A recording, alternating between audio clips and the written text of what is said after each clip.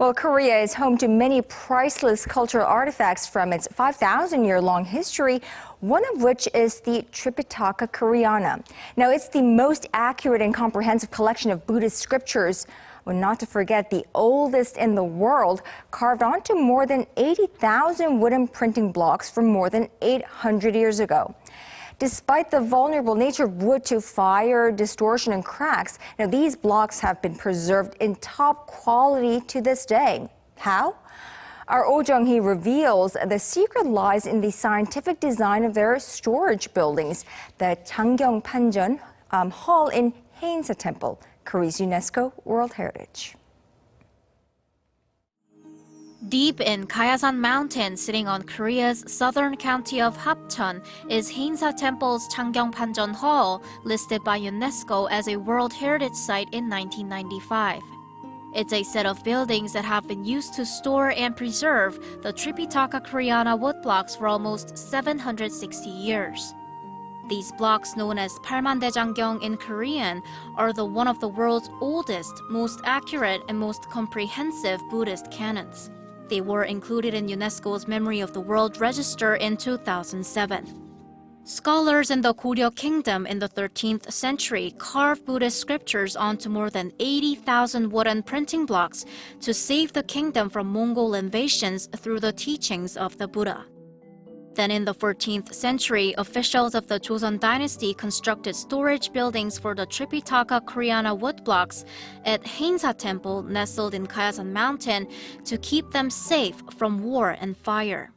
They built the hall high up at the very back of the complex, 655 meters above sea level, so the wind and sun would protect the blocks from the region's humidity. Janggyeong Panjeon Hall is Korea's representative example of environment-friendly architecture. It was optimized to the surrounding geography and natural conditions like wind, sunlight and humidity to prevent the wooden blocks from deteriorating. The floors of Janggyeong Panjeon Hall are filled with lime powder, charcoal and salt, which absorb excess moisture when it rains and release moisture when it's dry. The cornerstones too soak up moisture in summer. Meanwhile, the clay roof, the brackets, and the wooden rafters prevent abrupt changes in temperature, while the height of the building keeps air circulating and sends out the excess heat. But the most noteworthy feature of all is the windows, differently sized depending on where they are to enable natural ventilation. At the front side of the building, the upper windows are smaller than the lower ones, so the wind flows a lot faster up top and pulls up the air coming in from the larger window below, thus evenly ventilating the 80,000 woodblocks.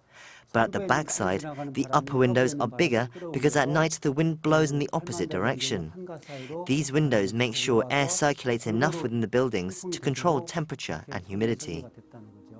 These high-tech and environmentally friendly architectural techniques have preserved the woodblocks in the best condition possible.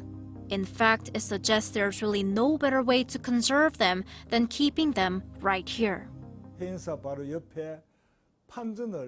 early 1970s, the authorities built a solid concrete storage house near the Janggyeong Panjeon Hall to better protect the woodblocks from bomb explosions or fire.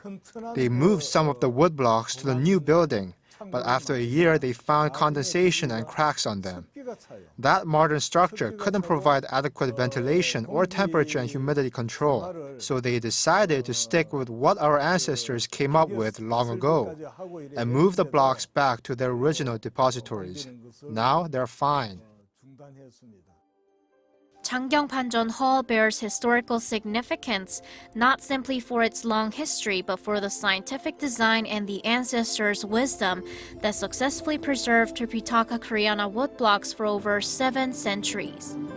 Oh Jung-hee, Arirang News.